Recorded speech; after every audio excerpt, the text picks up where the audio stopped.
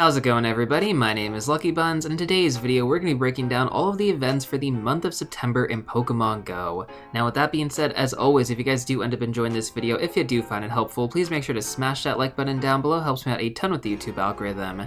But with that being said, let's go ahead and get started. So let's go ahead and start off with the current season bonuses. Now we did just start a new season in Pokemon Go. Adventures Abound is going to be the new season. The special bonuses that we can expect for the next 3 months, at least the most notable ones, are going to be that you can open up to 40 gifts per day. Yeah, you heard me right, 40 gifts per day. That's pretty nice. And then you can also hold up to 40 gifts in your bag at a single time. Normally the limit is, I believe, 20, so this is actually a really nice increase for this month. Unfortunately though, in the past seasons we have gotten things like, 2 free raid passes a day. We're no longer going to have that bonus, or at least that bonus isn't coming back, I should say. We didn't have it last month.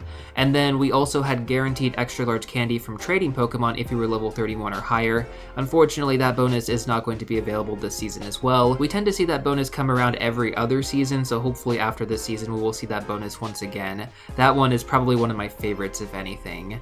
Now, we're also going to be getting increased experience from friendship level ups, so like Ultra Friends, Best Friends, but we don't know what the multiplier is just yet. We'll find out tomorrow when the new season does go officially live, but as of right now, I'm not entirely sure. Maybe I'll update the pinned comment to let you guys know. But anyways, let's move on over to the Shadow Legendary of the month of September now. So we're gonna have 2 Shadow Legendary Pokemon, the one from Giovanni and then the one from Shadow Legendary Raids. The Shadow Legendary from Giovanni is still going to be Shadow Regirock, even though the quest is going to go away on September 1st. This is pretty similar to last year when we had Shadow Latios. The quest went away on September 1st, but Shadow Latios remained in rotation, I believe, until around November, and then we got Shadow Lugia back into rotation again. I don't know when they're going to announce the next Shadow Legendary. Hopefully it's not, November. Hopefully they do announce something, I don't know, mid-September. Actually, probably more like October, because they would have announced some sort of Team Go Rocket event during September if they were planning to switch things up.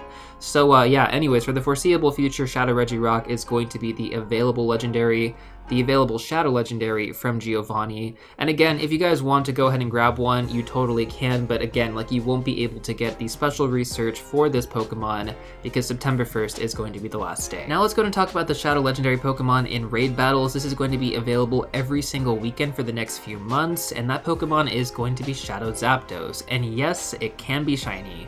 So we pretty much had this rotation for the last 3 months of the previous season, and that was Shadow Articuno, which again could have also been shiny. Now, I don't really recommend raiding for this one super hard unless you're going for that Shadow Shiny. That would be the only reason to raid for this. In terms of its meta relevance, it's not any better than Zekrom or Xurkitree in their normal forms, given that they don't have Shadow forms yet, so they're much cheaper alternatives if you want to build an electric type attacker for raid battles. Also, Zapdos doesn't really have that much play in the Ultra League or the Great League or even the Master League, so PvP is out of the question. Really, the only reason to hunt this would be for that Shadow Shiny. Next up, let's talk about the research breakthrough. So the Pokemon that are going to be featured are going to be as follows: Galarian Farfetch, Larvitar, Sableye, Bagon, Furfrou, and Goomy. Every single one of those Pokemon I just mentioned can be shiny. Goomy was a recent addition, so hopefully you guys are able to get lucky with that shiny Goomy. That's such a sick shiny. The research breakthroughs, in my opinion, have definitely gone downhill, but you also have the potential chance to get a remote raid pass, which is like almost 200 coins, so that's always pretty good. I've actually gotten about 3 from the research breakthrough box, so it's always worth doing them every single week. Next up, let's talk about the legendary raid rotation. So we honestly don't have too many Pokemon featured during this month, which is a little bit surprising. Like, September definitely kind of fell short in terms of the raid meta, but we'll go through everything right now. So the first rotation is going to be from September 1st to September 8th. In the Northern Hemisphere, we are going to have the featured Pokemon be Kartana, a Ultra Beast, and then in the Southern Hemisphere, we're also going to have another Ultra Beast, Celesteela. Now, the shiny forms, unfortunately, are not available on either of these Pokemon this rotation, even though this is the second time that they've come back to raids. So in my opinion, I would definitely skip them, especially Celesteela. Kartana is probably the exception here because it is actually one of the best non-mega grass type attackers in the game. So it's still worth raiding if you do want to build out your raid teams, but I would refrain on going hard on this Pokemon until that shiny form does eventually get released. The next Pokemon in rotation is going to be Genesect, the Burn Dry version, from September 16th to September 23rd. I don't really have very much to say about Genesect. The shiny form is available, so if you want to hunt that down, it's kind of worth it because it is a mythical Pokemon. You can't actually trade to get this shiny, so the the only way to get it is from raid battles, but in terms of its meta relevance, not anything special. And then finally, we're going to have Raikou, Entei, and Suicune available in raids from September 23rd to October 6th. And these 3 Pokemon aren't really meta relevant anymore, so I wouldn't worry about grinding them hard. The only reason that I would actually hunt these Pokemon down is if you want the shiny forms on them, but other than that, there isn't really a big reason to actually raid them. Next up, let's talk about the Mega Raids, and shiny forms are going to be available on each of the Pokemon I'm about to mention. So the first Pokemon in rotation is going to be Mega Manectric from September 1st to September 16th. This is the best Electro-type Mega in the game right now, so it's definitely worth getting some energy for. The next Pokemon is going to be Mega Gardevoir from September 16th to October 6th. Also the best Fairy-type Mega in the game right now, and one Pokemon that I did not actually get enough energy for during its first rotation earlier this year in February, so I need to raid this Pokemon. It's actually surprising to only see 2 Mega Pokemon featured for the entire month. Like, normally we have anywhere from 3 to 4, so yeah, kind of simple, but hey, you know, they're both meta relevant, so I would say definitely get some energy on them. Now, before we wrap up the Mega Pokemon, I do want to provide some general information on the Mega system overall. Most of you guys probably already know this stuff though, so you can just skip on over to the next section, but for newer or returning players, this is pretty important. So you only need to evolve these Mega Pokemon once before getting access to their cooldown period moving forward. You're also going to get more extra large candy when you get your Mega Pokemon to level 3, which is unlocked after 30 days of Mega Evolution, and you also get guaranteed charge TMs when you complete these Mega Raids. So basically my recommendation is always to do at least 1 to 2 raids for that initial Mega Energy, and you're pretty much good to go. Let's talk about Raid Hour really quick, and then let's move on over to our next section. So Raid Hour is going to take place every Wednesday from 6 to 7 p.m. your local time. Whichever Pokemon is currently in rotation is going to be the one that's featured on that Wednesday. So for example, the first Pokemon that we're going to have featured if you're in the Northern Hemisphere is going to be Kartana. If you're in the Southern Hemisphere, that's going to be Celesteela. Genesect's going to be featured, I believe, 2 weeks later after that. You guys gotta get the point. Next up, let's talk about the upcoming events for the month of September. So from September 5th to September 10th, we're going to have a Paldean Adventure. And then from September 10th to September 15th, we're going to have the Ultra Lock, also for Paldea. These are going to be featuring a ton of new Pokemon. We're actually getting the Gen 9 starters. I actually ran a poll recently on my community tab asking you guys which is your favorite Gen 9 starter Pokemon. Fuecoco got the most votes, 55%, so seems like most of you guys like that Fire Crocodile. Personally, my favorite is Sprigatito, which actually got the second most votes, only 29% though. And then Quaxley got 16%, the least favorite Gen 9 starter according to my poll. But actually, I got some comments from some of you guys saying that you just don't like any of them and that they're just really poor designs. The Gen 9 starters are probably going to be the most notable Pokemon to focus on. Baxcalibur, actually the Gen 9 pseudo-legendary Pokemon from Frigibax, I believe is how you say it. That's going to be available in 10-kilometer eggs, it seems, and I think that might be the only place that it's available. So I wouldn't focus too hard on this one. This is kind of like the equivalent to maybe Haxorus, I would say, although this is a dragon and ice type Pokemon, so slightly different, as Haxorus is just a pure dragon type Pokemon.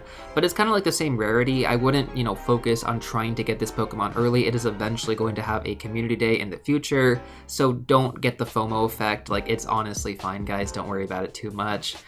We also have a few other Pokemon that are coming into the game, but nothing that's too notable. If there is anything notable, I'm sure you guys are going to see it featured in PvP videos, but in terms of the overall raid meta, nothing actually stands out. I suppose it's also worth mentioning the Ultra Unlock event bonuses as well. We're going to have a special research featuring the Gen 9 starter Pokemon. We're also going to have increased shiny odds on Hoppip, Houndour, Floatzel, and Fletchling, and then the special bonuses are going to be 4 times catch experience as well as 4 times Stardust from catching Pokemon as well. Some pretty dope bonuses, if I do say so myself, so very excited about that. Also, Pokestops have the chance to become a Golden Lure module randomly. I'm not sure how frequent that's going to happen, but that is a pretty cool feature as well. Continuing on here, the next event on our list here is going to be Oddish Research Day, and then after that we're going to have Grubbin Community Day on September 23rd. I don't really know how to feel about this comm day. Like, I don't really feel like it's that good. It's probably going to be a more PvP centric comm day if anything, so I mean, stay tuned for that. I'll try to cover that in a video.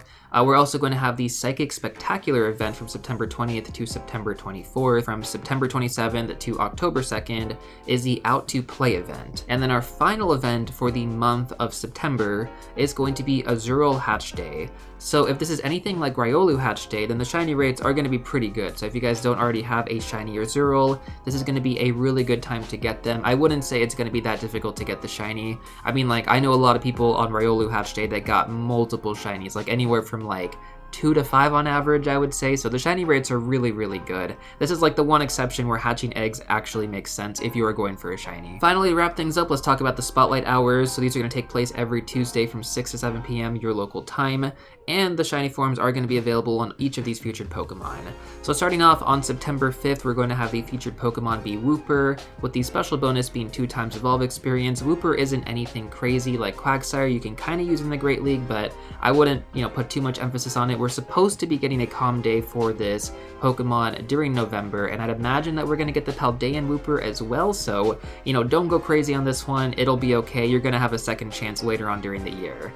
But if you do want to focus on the 2x Evolve experience, I would gather about 70 evolutions in a search tag, per lucky egg, and then just try to coordinate any friendship level ups at the same time. This would be the best way to maximize your lucky eggs and just get a ton of experience. The next spotlight hour is going to be on September 12th. This is going to feature the Pokemon Mankey, with the special bonus being 2x Catch Candy, so can't speak too much for the bonus. Mankey is just a mint green Pokemon if you get it in the shiny form. In terms of its meta relevance, like Primeape does have some play in the Great League, but again, not something I would go crazy over. I'm probably skipping this one. On September 19th, we're going to have the featured Pokemon be Girafarig, with the special bonus being 2x Catch Experience. The XP bonus is nice here, but it's nothing crazy compared to some of the other methods in game, so I wouldn't actually recommend using any lucky eggs during this spotlight hour. Then finally, on September 26th, we're going to have our final spotlight hour with the featured Pokemon being Growlithe and the special bonus being 2x Catch Stardust. Once again though, Growlithe shiny is pretty much the main appeal here. 2x Catch Stardust is nice, and I would definitely recommend going out to grind if you do want to just, accumulate a lot more Stardust.